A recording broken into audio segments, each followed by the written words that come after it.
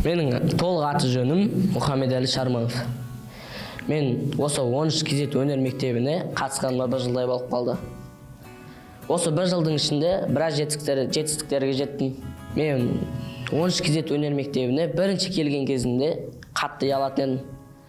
Қатардың соңына тұрып, тығылып тұратын едім. Мысалға андай ғой, мен ағай бірдеңе сұрап жатқан кезде, менен сұрамасыншы деп, әр баланың артында тығылып тұратын едім.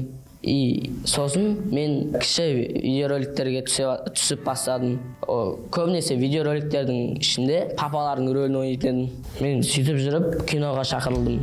Киноның атауы «Өз қалауыңа сақ бол». Асқар деген баланың рөлін ойнадым. Асқар деген баланың рөлі бұзық баланың рөлі болды.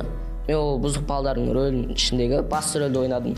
Қазіргі таңда 13 Lifestar шоу бағдарламасының жүргізушісі болып таңдалдым. Досым, егер де сен елдің алдына шыққың келсе, 13 кезет өнер мектебіне кел. Әзірге тіркелу тегін. Келіп, біздің қатарымызға қосылып үлгер.